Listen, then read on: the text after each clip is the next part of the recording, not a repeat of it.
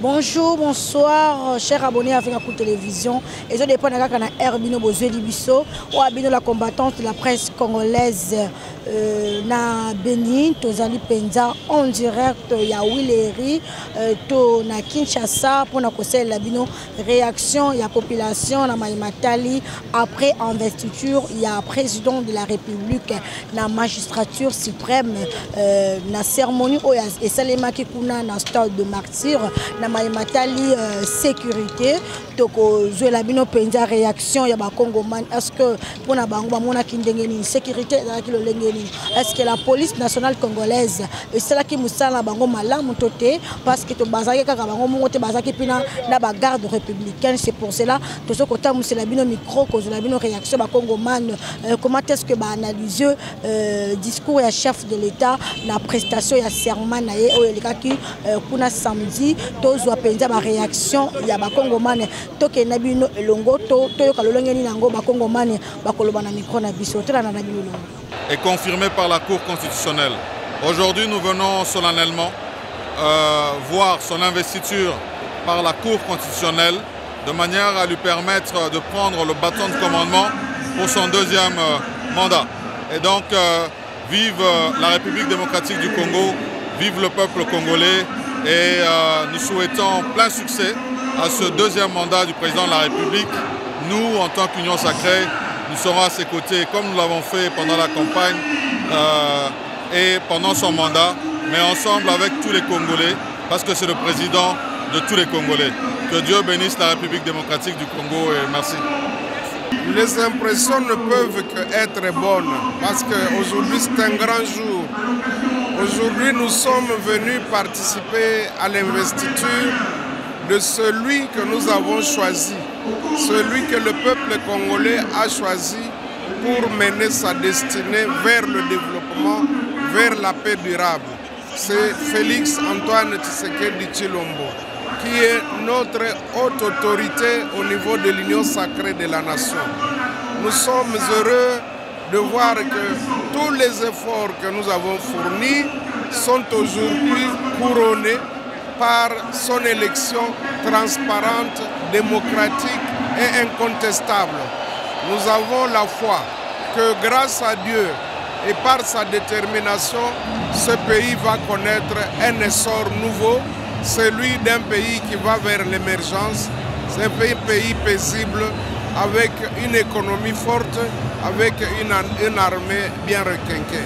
Voilà pourquoi nous disons, ce 20 janvier 2024, c'est un grand jour, un jour que l'on n'oubliera jamais dans l'histoire de la République démocratique du Congo. Bon, disons que nous sommes là, nous sommes des disciples du président, nous l'accompagnons dans tout ce qu'il aura à faire, chacun devant jouer son rôle. Nous savons que notre mission, c'est de servir le peuple, c'est-à-dire rencontrer les attentes de notre peuple pour améliorer son vécu quotidien. Voilà notre mission et nous serons toujours avec lui.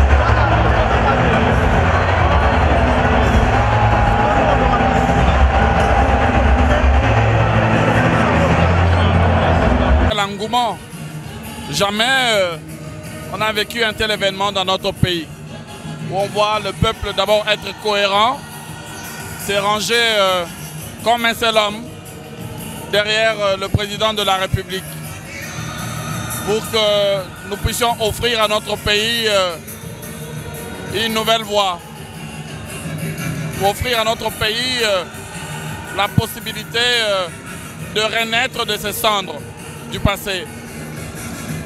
Et aujourd'hui, le président de la République va prêter serment devant Dieu, devant la nation tout entière, pour justement réaffirmer sa volonté, sa détermination à se battre pour changer le destin de notre pays. Et nous, en tant que citoyens, en tant qu'acteurs politiques, nous avons le devoir de nous mobiliser comme le peuple pour l'aider, l'épauler à relever ces défis-là. Le peuple a voté massivement et a offert au président de la République une victoire écrasante. Et cette victoire oblige le président de la République. Oblige le président de la République à multiplier davantage d'efforts pour essayer de transformer le pays, de répondre aux attentes des Congolaises et des Congolais qui veulent plus de sécurité, qui veulent une nouvelle économie, une économie tournée vers le social, qui veulent des routes, qui veulent les écoles pour leurs enfants, l'accès aux soins de santé pour tous, l'emploi pour les jeunes, une retraite décente, des services publics de qualité. Oui, il y a comme une sorte de flamme d'espérance qui s'est allumée dans notre pays. Le peuple s'est approprié de son destin. Nous sommes optimistes pour l'avenir. C'est pour cela que nous sommes là. Un événement exceptionnel, un événement historique, un événement sans précédent dans notre histoire politique, de voir son Excellence Félix Antoine Tshisekedi Tshilombo réélu au premier tour avec un score qui dépasse les 70%. C'est quelque chose qui n'est pas habituel sous le ciel politique africain. Nous sommes donc très heureux de cette cérémonie et nous sommes sûrs que le président de la République va conduire notre pays vers des lendemains meilleurs. Et on l'a souvent dit, lui seul et le peuple l'a jugé, il était l'unique candidat qui était jugé digne de nous mettre sur l'orbite du développement et de la renaissance. C'est d'abord un sentiment de joie parce que le peuple congolais lors des précédentes élections générales, a décidé de confier un nouveau mandat à son Excellence le président de la République Félix Antoine Tshisekedi Tshilombo. Et après la proclamation de la CENI, la Cour constitutionnelle a proclamé le résultat définitif. Et aujourd'hui, c'était la cérémonie d'investiture. Cette cérémonie marque le début d'un nouveau mandat du chef de l'État pour la concrétisation de sa vision pour le développement du Congo. Je pense que le peuple congolais a montré là où bat son cœur. Le cœur du peuple congolais aujourd'hui bat à l'investiture du président de la République et non à une activité de protestation. Merci, chers abonnés à Africa Télévision. Vraiment, Tola Nanabino et Longo, comment est-ce que Bakongo Mani Bako réagit par rapport à la cérémonie, à prestation, à serment, à investiture, à chef de l'État, qui coule dans le stade de Martyr. Moi, Namboka, bonjour. Bonjour, maman. Vous êtes qui samedi dans le stade de Martyr? Oui, Nazaki victime, Nazaki na Martyr. Sécurité, c'est là qui dans le stade de Martyr samedi. La police n'a biso. Est-ce que c'est là qui moussa la qui toko tonde? Bon, gai na koloba porter contre té. Mais naza victime ya makambo. Banda na botama na mboka oyo. Premièrement, nazo féliciter chef de l'État. Na sécurité oyo asali na mboka. Donc police moura nyonso bat nyonso ya sécurité oyo esengi ba o batala kabiso. Msala basala ki na sepeli na makasi. À part wana prêtement serment. Na mona ba prêtement ba président ba leka na mboka o nde ba prêta serment. Mais président na biso Félix en tout cas na pesi yo matondi o umela o sali na mboka na sepeli makasi. Pona ngai eleka ki bien. O na kolobela o na mona ki très important. Toyami bapaya bien, sécurité zaki na mboka, propriété, sécurité donc à former basoda na nenga be donc na sepeli makasi. La police c'est ça li musala ndenge esengeli donc na sepeli makasi vraiment. Pour na ngai pena au président sali azala ça ta 1000 ans na mboka oyo. Pour premièrement la sécurité na nous. Pour tout ça la remona te à former kitoko o esengi la police Chikata Moura donc na sepeli. Merci beaucoup, Bandoko Balandi Africa Télévision. Toko Banabino Longo, Kolukela Bino ba réaction, il y a ba Congoman, comment est-ce que Makambo Elekaki, na mukolo a samedi, Tolukela Bino Penza, réaction, Totambola, Tozo appel réaction. Zoloba Preza Fatia, to sepelane na 100%. Congo est voté massivement.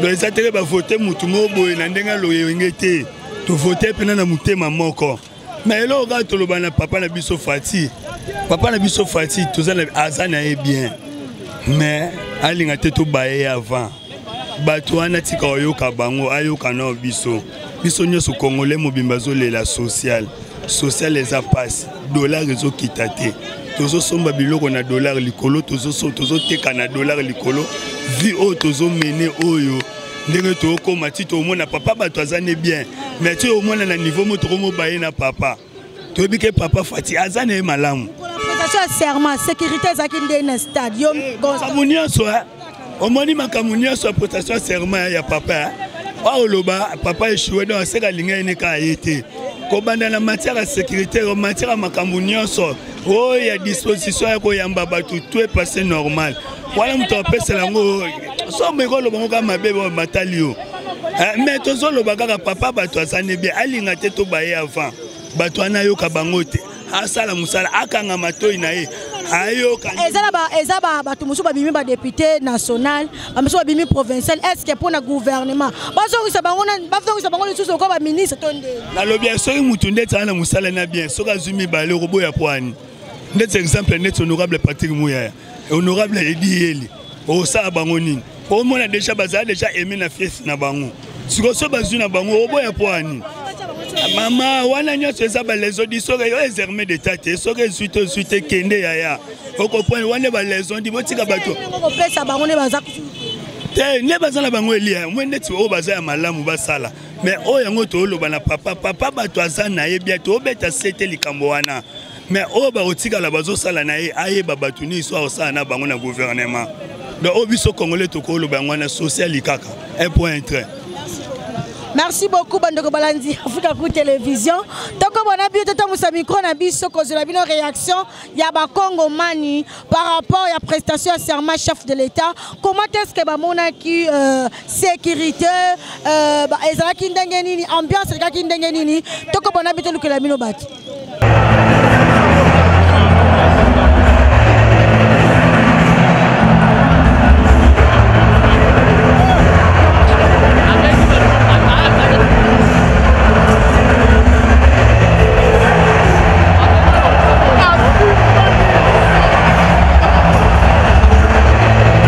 Merci Toko Bonabi, tu peux savoir Congo mani ba réaction. Mon amboka bonjour.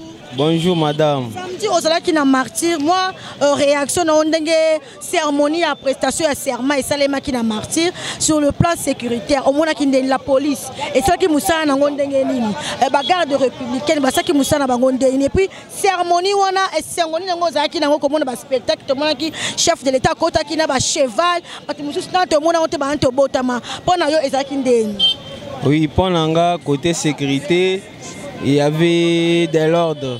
La police a assuré son travail et la garde républicaine a beaucoup travaillé parce qu'il y avait de l'ordre partout, dans toutes les rues. Donc c'était quand même du bien. Aux alentours du stade, il y avait de l'ordre et une bonne organisation. Du côté manifestation, vraiment, on a vu des choses qu'on n'a jamais vues depuis que nous sommes nés. En tout cas, le protocole du président a préparé de bonnes choses. Les Congolais, nous qui étions sur place au stade, on était tellement satisfaits parce que l'ambiance était vraiment... Bon, je manque même les termes à employer parce que j'étais tellement satisfait avec tout ce qui s'est passé dans les stades, les prestations du serment, les paroles que le président a prononcées. Il s'est excusé auprès de son peuple pour les promesses non accomplies. Donc les Congolais lui ont encore donné la chance de continuer avec ce qu'il avait déjà commencé. Donc, c'était vraiment du bon et surtout ce qui m'avait beaucoup attiré, c'est la façon dont le quatrième pasteur Roland, sa façon de prier. Il a prié quand même des choses, il a dit à Dieu des choses qu'il faut, que Dieu puisse donner à président des hommes bons qui peuvent lui servir, qui peuvent lui aider à accomplir des promesses, qui peuvent lui aider à accomplir les besoins des Congolais. Pas les gens qui envisagent seulement leurs intérêts, les intérêts de leur famille, donc des voleurs en cravate. Non, donc vraiment du côté ambiance dans les stades, vraiment c'était des bonnes choses parce qu'on n'a jamais vécu des choses qu'on a vues les samedis. Merci beaucoup, chers abonnés Africa Coup Télévision. Là, on est en train de poursuivre notre travail pour avoir des réactions par rapport à la prestation de serment du président de la République, Félix Antoine Tshisekedi Tshilombo. Vraiment, Tokobana Bino Elongo. Bonjour, papa. Bonjour. Je crois que vous étiez le samedi au stade de Martyr. Non, je n'étais pas au stade de Martyr, mais j'étais à la maison. J'ai suivi avec beaucoup d'intérêt l'organisation de l'événement de samedi. Comment est-ce que vous avez trouvé vous-même, même si vous étiez à la maison, au côté sécuritaire, l'organisation par rapport à l'investiture du président de la République, Félix Antoine Tshisekedi Tshilombo? En fait, l'organisation était très géniale. On a trouvé une République démocratique du Congo qui est en train de renaître. Si on peut continuer dans le même sens, je crois que ça peut aider au pays de sortir de la situation d'où nous sommes en train de venir. Et il y avait beaucoup d'innovations aussi, beaucoup de situations surprenantes. Quand on voit les chefs de l'État venir sur un cheval, par exemple, et on dit que ce cheval est made in Congo. C'était des événements assez historiques.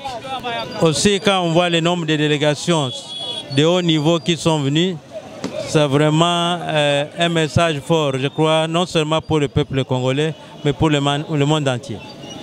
Par rapport au mandat qui vient, nous attendons beaucoup de lui, parce que le pays venait d'une crise, et elle est encore en crise dans la mesure où nous savons qu'il y a des parties du pays qui sont encore dans l'insécurité. Nous pensons que ce n'est pas le moment de chanter victoire, mais c'est le moment de se mettre au travail et s'occuper véritablement des questions qui préoccupent le peuple congolais. Et ces questions sont d'ordre sécuritaire d'abord, d'ordre social et d'ordre diplomatique, et que le pays retrouve son blason au niveau national et international. Et tout cela demande qu'il y ait des hommes qui s'occupent de ces questions autour de lui. Et ces hommes-là doivent venir de l'ensemble du pays. On ne peut pas imaginer une République démocratique du Congo où une partie de la population n'est pas représentée. C'est pour cela que c'est important qu'ils puissent regarder avec beaucoup d'attention, que tous les pays se sentent représentés dans les institutions qu'ils vont mettre en place. Ça, c'est sur le plan géographique. Mais il faut qu'ils visent la qualité. Pas ces gens-là qui viennent à la recherche d'argent d'abord avant de travailler.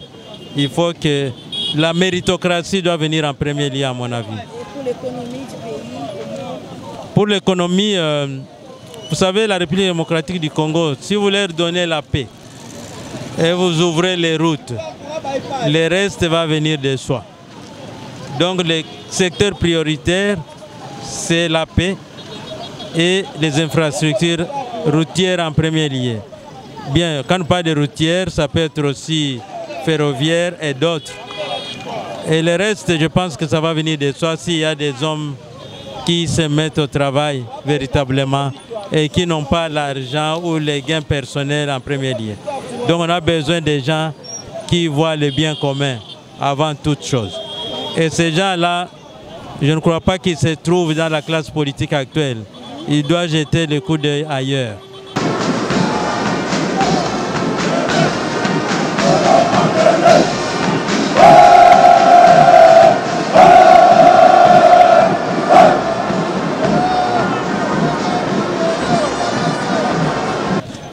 Bino Elongo bandeko bandi Africa Coup Télévision, on koyoka penza réaction ba Congomane. Moi nampoka bonjour.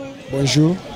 Réaction par rapport à la prestation à serment au président Fati a presté qui na stade de Martyr. Na plan sécuritaire et au mona ngondeni sécurité ezala kindeni. La police ezala ki musala ngondengeni. Et puis cérémonie ezala kindengeni. Et sengono ezala kindengeni mkolwana.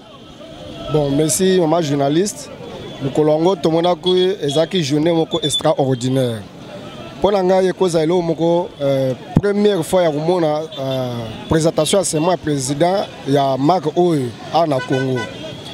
Parce que le sécurité est jour sécurité bongo soki que kozala chaque jour elle est bien fort. Et ça sécurité moko za kitoko parce que niveau au président banako prêter serment boulot ezalaki te ezaki très calme na ba payo bayaki en tout cas bandima que oui tekena na mboko moko eza développé te na biso mama ko banda kutu de martyr ti chang zelezaki la police babanda ko encadrer population très bien là parce que zelezaki polele mubulo ezalaki te muntu ko sayote ko banda martyr ti zelanyo surtout partout on a Kinshasa ezalaki très bien mubulo ezalaki te la présentation en serment ya président ndenga kotaki biso to kanisa te prince à New York ayaki a otoni or ezalaki de fachi parce que attention au talibien ndenga ayaki wana za prince à New York. Mais en tout cas, tout se paye très bien. Dernière journée, on a les kaki, en tout cas, ils sont très bien. Oui, naïf ce jour, on attend tout qui est dans le stade, tout se sentir à l'aise, tracasseries, alerter, menacer, na se paye le sécurité, on ça va avancer. Donc, na moi pena, makamwe qui pena bien. Makamwe qui ne pena bien. Nga siko na se pelande siko nza mapa mulande ku mokonzi na biso mboka. Apese maye le pena po akamba lisu mboka bien. Na moni kuna milisa kotanga do ba place ezale ba salité ba komboli do ba makambo zo changer de mingi social ndeto leli président changer yanga no sangwana. Merci beaucoup cher abonné Africa Coup Télévision. Toko bona bino elongo penza kozola bino réaction ya ba Congoman. Comment est-ce que prestation à serment et les kaki tous ont ba réaction na bango sur le plan sécuritaire, organisation ndenge salemaki tous on a bango elongo penza ba pesa ba idée na bango par rapport à cérémonie wana.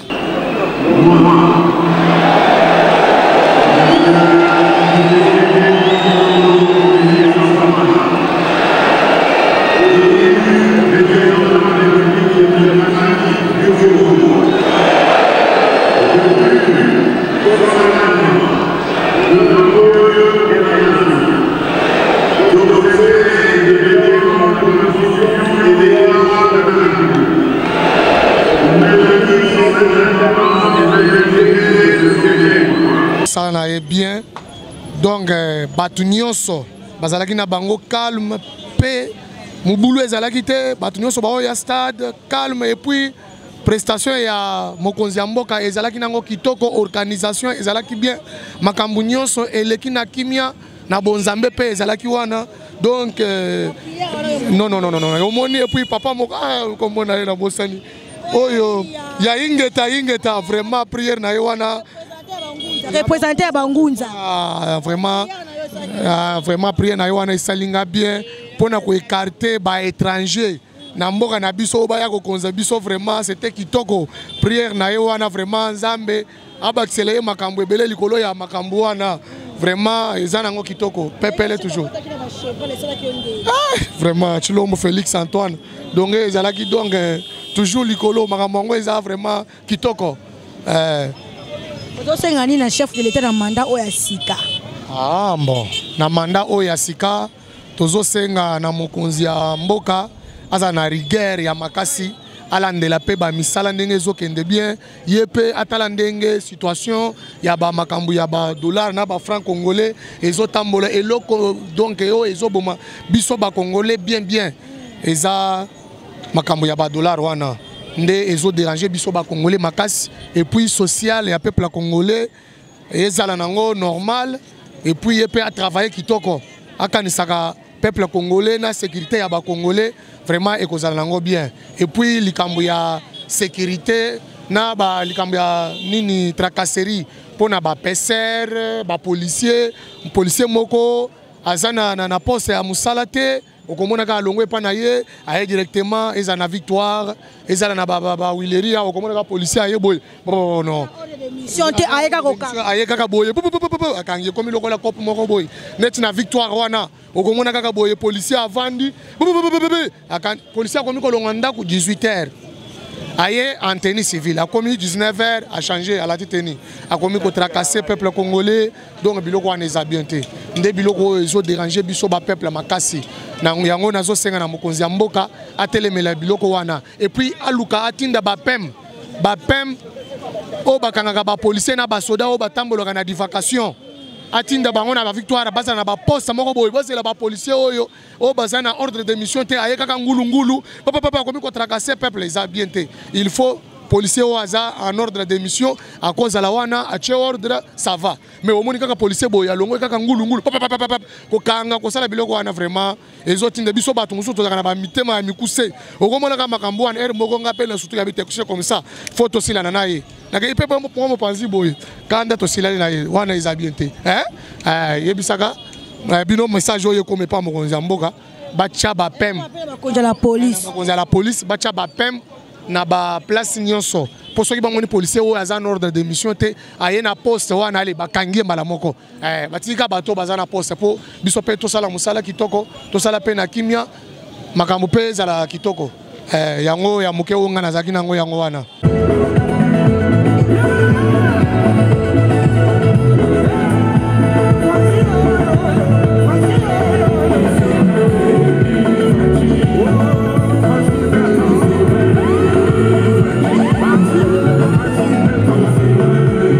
Bonjour. Bonjour Tanti. C'est moi réaction par rapport à la prestation à serment chef au Ezaki na stade de martyr au moment qui cérémonie les gars qui ndengeni pona yo esengoni nango zalaki na mukolo wana to sécurité zalaki ndengeni pona yo est-ce que tracasserie zalaki est-ce que population bozalaki à l'aise to ndengeni. Bon, selon la prestation à serment les gars qui samedi et les gars qui nango bien dans le calme. Ville Nabiso qui chasse Mobimba, ezaki nango na calme, makamune ezalaki sécurité, ezalaki bien organisé parce que ezaki un an ezaki défi à lancer parce que ba président Moussou Libanda il faut baya baza bien sécurisé yo moko yebike pays Nabiso eza répété mabe na ndenga Libanda que il n'y a pas la sécurité na Congo donc ezaki déjà un grand pas par rapport à la sécurité à ba dirigeant mususu ya libando ba yaki pas biso tant que biso ba congolais ba nationaliste tozaki na biso pe bien encadré parce que il y a la désordre par rapport à ba oyo tobi misa image à mabe ke libanda ti donc sur le point là la sécurité na organisation c'était bien passé alors wana moyen à côté à table c'était bien passé sur le point organisationnel na point sécurité. Alors bon message eza na deuxième quinquennat na ye eza quinquennat mo boye eza deuxième mandat na mandat suka yango au peuple congolais nyos mobimbezo attendre eza la biso toza na opposition eza loza na majorité oza na société civile donc tozo attendre que président de la République a ko améliorer même social na biso ba peuple congolais. Ata maramususu na nueza to ana musika même amekana ko organiser par rapport ya nini entente ya peuple congolais quoi parce que ndenge na landa ki prière ya pasteur moko aloba asambela ki na stade de martyr les jours à serment aloba ki na prière na yeke o kenkena eza kenkena ba miibité ya ba détourner ti yango tozo entendre na président de la République a ça l'effort ba o nyonso amonaki ke na kenkena passé basalaki kobesa ye mabaku basalaki ke ba aternir image na ye acha bango de côté et acha ameka ko tala ba o ba koza la capable baza na associé à peuple pour ba ke liboso na yepe azala pena azana rigueur makasi par rapport ya ba tunae ba suivi na misala na nini tala nous par exemple oyo aveni na biso Kabinda oyo depuis apesaka ministre ya infrastructure asala aveni Kabinda ngata wana ti lelo depuis francophonie ti lelo batika aveni wana ka bongo et kufi donc il n'y a pas moyen ya kolega Kabinda eza lisusu praticable donc eza ba tozo zelango aza président batu nyonso eza ba oba votaki eza ba oba votaki était donc aza président batu nyonso akoka kosala oyo peuple congolais ata biso ba wewa so alongole biso ngobila ne alongweti vient na biso mboko so ana so alongwe lisusu ekozala bien parce que bato wana batrakasa biso ba ekocha mboko so nda ekocha nani ba bureau de akotrakase biso nani na mandat oyo uti koleka ameka ko organiser biso to ba jeune aloba ke a créé plus de 6 millions 400 quelques ya nini ya ba travail ya ba travaux donc biso pe tozo participer déjà eza musala parce que soki to babomi moto eza lokola chômage lisusu likolo ya chômage biso tokokota donc bameka kotala biso na secteur na biso ya transport organisation ezala talaka yo moko badiaki na makambo ya plaque tomitiaki tosombi baplaque mais ngobila ye na système ya deux plaque moko eza na deux drapeaux moko eza na deux drapeaux eza na drapeau moko donc oyo eza deux drapeaux wana ebanda kokende na poche na ye donc yango makambo tozoboya na kenkena oyo mbongo nyonso tofuta aza tosomba bataxe ekende na ndenge moko ya ordre so omona tosomba lisusu bataxe te eza par rapport ya ke mbongo nyonso ezokende na poche ya mutu moko donc biloko wana eza biloko moko eza décourager biso par rapport ya nini ya kofuta kosomba biloko boye soki ezaki mbongo bakanalize yango na ndenge moko ekende bien yango nasenga chef de l'état ameka kolandela bango eza gouverneur de la ville parce que baza ba représentant na ye na ndenge ya ville ok eza ba ministre eza ba mandataire public donc ameka kolandela bango biso pe population to sepela.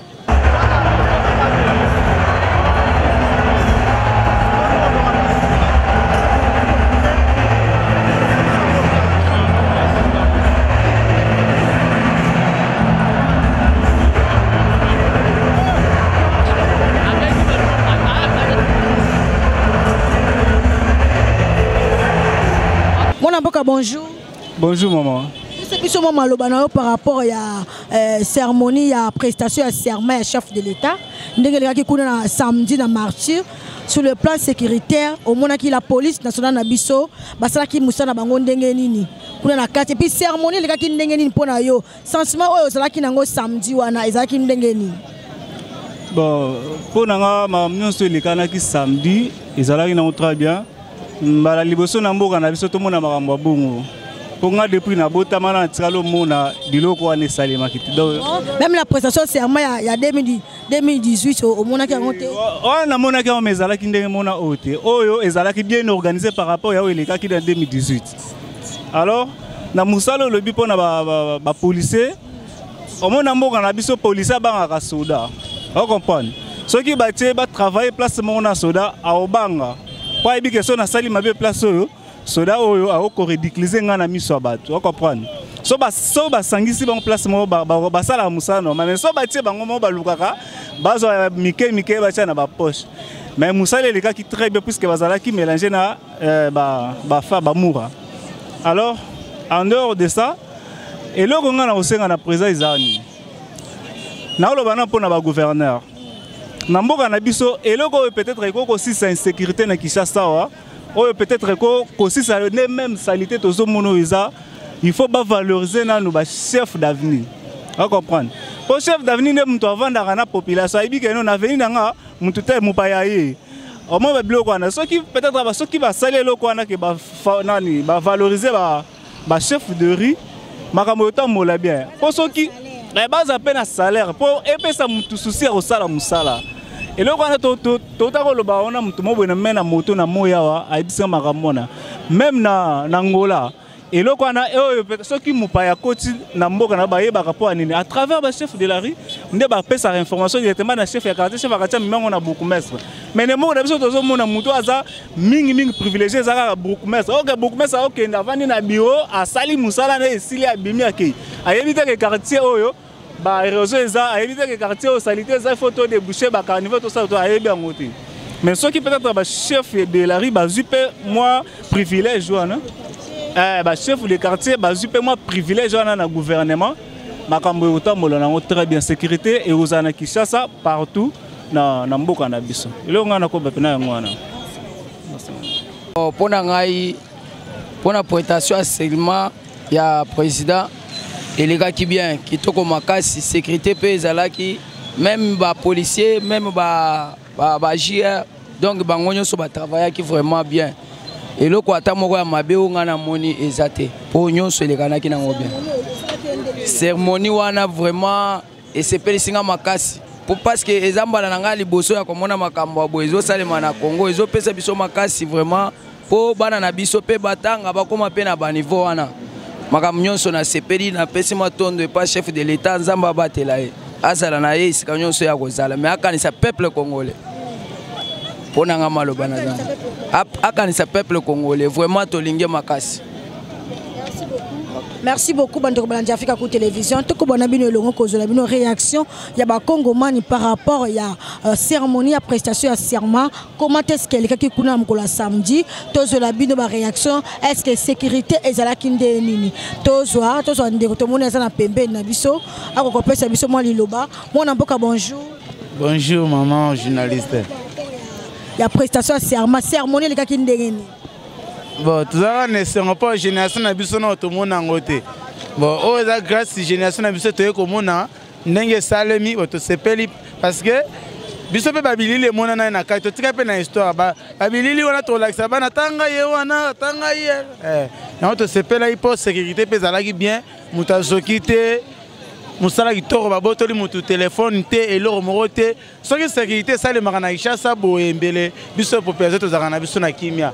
Pour sécurité salami kitoko ba pa pe bazongi kitoko yango to féliciter président de la République merci mingi akanisa biso population akanisa biso na makambo nyuto moto lo bate po ye mo yebi makambo mboko koleka kutungai ye mo za na information koleka ngai akanisa biso population pour mo équilibre ezala merci. Merci, Bandeko Balandi Africa Coup Télévision. Bakongomani balobi penza béton de la République. Organiser la population. Il y a RDC population, il y a RDC OMMI yo penza na motema mobimba. Organiser la bango na deuxième mandat oyo. Bamona penza eloko moko ya esengo. Oyo penza zaki batonsi na bango bamona ngo. Oyo penza bamona ki na premier mandat te. Na deuxième mandat oboko komona ngo toko bana bino longo. Mona mboka bonjour. Bonjour maman. Par rapport à la cérémonie à serment, au moins à nini? Non, pesinga et sengo makasi. Jusqu'alors, au moins drapeau, ils allaient drapeau à vente, mais ils allaient le tiner na moto.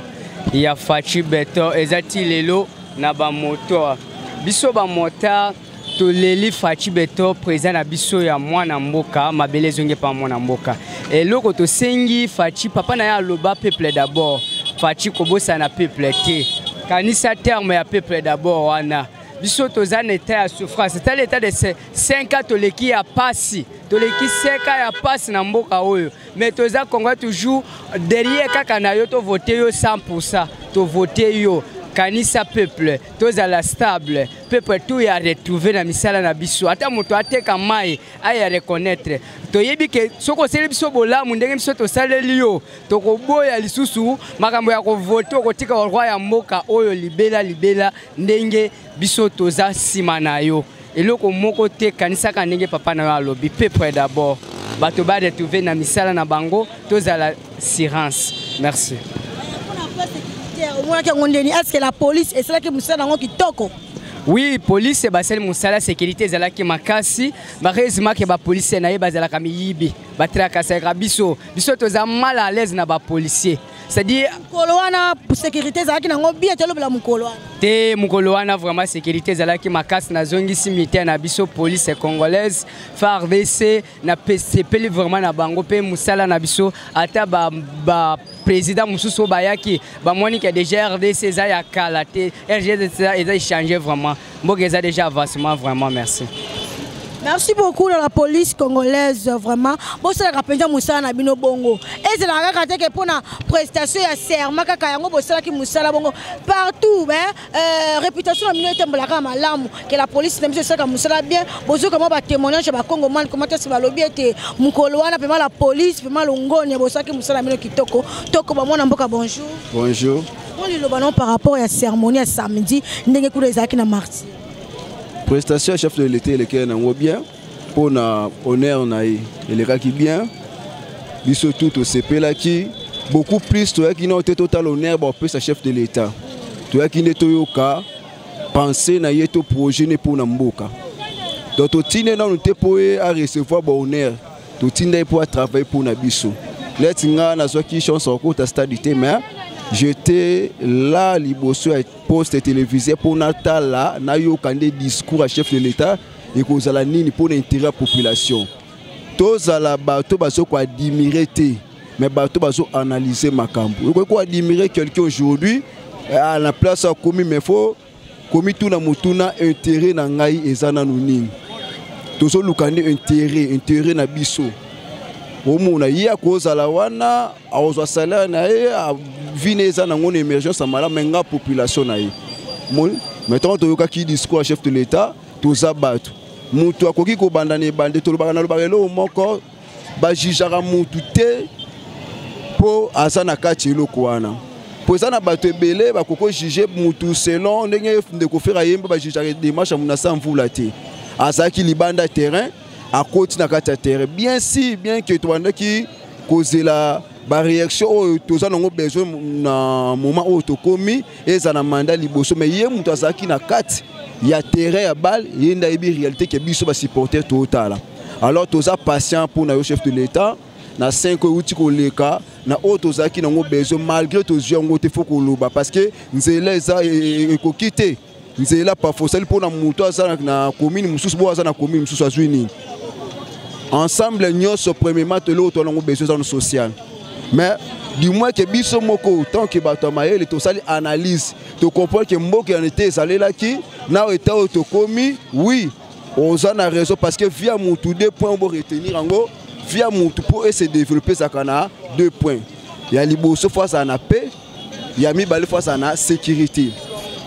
Alors ceux qui peinent la sécurité même si na vie personnelle à mutu boye à se développer te comprendre que diplomatie ya saleli bien sûr ba te belé ba comprendre mais quelques-uns parmi nous va comprendre que diplomatie ya zwaki et porter plus maintenant si ko etiki tout monde a ba réaction tout le monde s'est investi beaucoup plus dans l'armée tant que sécurité puis à soulever qui va point ça capital au toujours là que azosimba ba point ezalaka na centre à la base ya développement ya mboka local social na kati ya social les akate kolia social les makambo ebele mais lokola soulever qui point wana yango to ki nango besoin yango to ki nango besoin loko ngana sepele kaka na discours à chef de l'état discours ezaki bien mais discours et kokoza la bien mais pour que et batu bon honorer discours wana batu ba féliciter batu ba beta maboko faut ki batu mona action ya discours wa pe ba mona ba réalisation ya discours ya chef de l'état oko suka na discours te travailler comme il faut pour na intérêt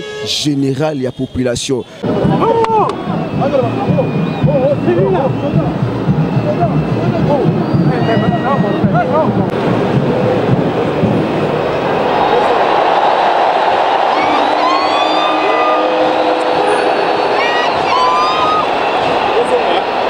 Merci beaucoup, Bantou Balanzi Africa Coup Télévision. Comment est-ce que Bakongomani va réagir par rapport à la cérémonie, à l'investiture, il y a chef de l'État, Félix Antoine Tshisekedi Tshilombo, ou il y a un stade de martyr.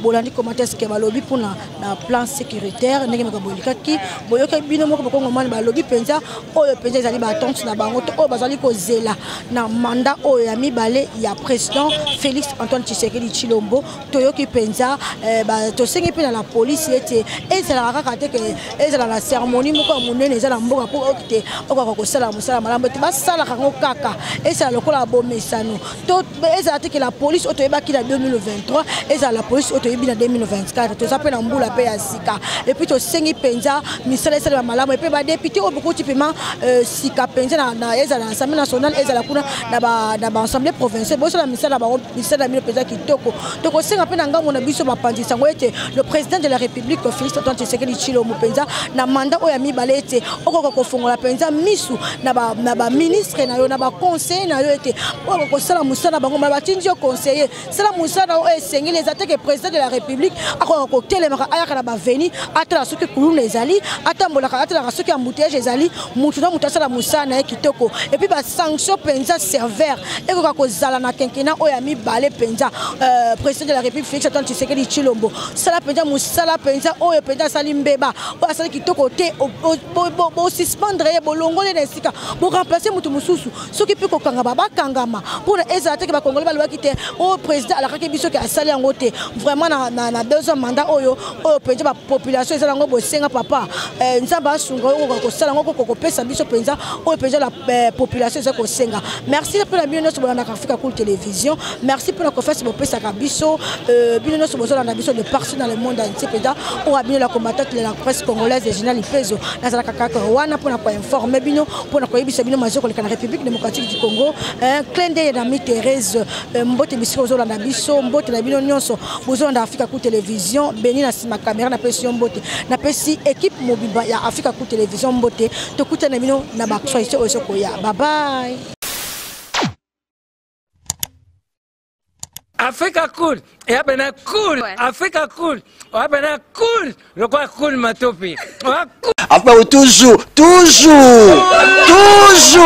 après toujours, après c'est bon. Et ça chaîne est bien, et puis vous êtes très rapide. Et ça très rapide, et ça chaîne mon co, bah quoi ça a bien confiance. En tout cas, nazo senga na bato oyo nanu ba souscrire te bazwa. Donc, eza vraiment neti oyo balobakaki boka lelo, lamba lelo, lia lelo. Vous voulez le Congo pour que le Congo devienne cool, pour suivre les cool analyses, alors revenez et abonnez-vous massivement. Bobozana Moana, massivement. L'Afrique cool donne l'information en temps réel et en temps chirurgical. Si tu ne suis pas, tu as la crise cardiaque. Qu'est-ce que tu penses de l'Afrique cool? C'est PPL. Africa Cool, c'est la destination de prédilection pour une communication optimale. Longo Dianabino Mama. Africa Cool Télévision est une chaîne qui est en train de réunir toutes les tendances. Donc les chrétiens s'y retrouvent, les païens s'y retrouvent, les politiciens s'y retrouvent, les femmes ménagères s'y retrouvent. Donc Eza Eloro na biso to sepe la ranango, yango chaque fois son aïe na Kinshasa, il faut namona Africa Cool. Et au monde de la chaîne Oeza impartial. Le rôle de Babino, vous méritez le soutien de la population ainsi que des institutions compétentes. Placer un petit mot par rapport à la récompense Oyo. Ah, je félicite très sincèrement Africa Cool. Voilà. Je n'avais pas opéré le mauvais choix. Voilà. J'avais recommandé, je me rappelle que je disais que c'était une destination de prédilection pour une communication optimale d'excellence. Nazanga Mogoteta. Africa Cool, et abena cool, Africa Cool, abena cool, le quoi cool matopi. Après toujours, après toujours, après c'est bon. Et ça chaîne est bien, et puis vous êtes très rapide. Et ça très rapide, et ça chaîne mon co, bah quoi ça a bien confiance. En tout cas, nazo senga na bato oyo nanu ba souscrire te bazwa. Donc, eza vraiment neti oyo balobakaki boka lelo, lamba lelo, lia lelo. Vous voulez le Congo pour que le Congo devienne cool, pour suivre les cool analyses, alors revenez et abonnez-vous massivement. Bobozana Moana, massivement. L'Afrique cool donne l'information en temps réel et en temps chirurgical. Si tu ne suis pas, tu as la crise cardiaque. Qu'est-ce que tu penses de l'Afrique cool? C'est PPL. Africa Cool, c'est la destination de prédilection pour une communication optimale. Longo Dianabino Mama. Africa Cool Télévision est une chaîne qui est en train de réunir toutes les tendances. Donc les chrétiens s'y retrouvent, les païens s'y retrouvent, les politiciens s'y retrouvent, les femmes ménagères s'y retrouvent. Donc Eza Eloro na biso to sepe la ranango, yango chaque fois son aïe na Kinshasa, il faut namona Africa Cool. Et au monde de la chaîne Oeza impartial. Le rôle de Babino, vous méritez le soutien de la population ainsi que des institutions compétentes. Placer un petit mot par rapport à la récompense Oyo. Ah, je félicite très sincèrement Africa Cool. Voilà. Je n'avais pas opéré le mauvais choix. Voilà. J'avais recommandé, je me rappelle que je disais que c'était une destination de prédilection pour une communication optimale d'excellence. Voilà. Nazanga Mogotala. YouTube yemoko à reconnaître que napona qui m'a bêté. Au moins ba choix to salaka, ba réflexion to salaka. Tikala kaka abonné à Africa Cool. Tikala comme ça to partage ka. Bravo Africa Cool. Merci beaucoup. Bravo Bino mutubo s'abonner parce que trophée Ezali ya Bino, Ezali partagé. Moi je me sens aussi copropriétaire, il y a prix Oyo. Voilà. Bravo Africa Cool. Merci beaucoup. Toujours.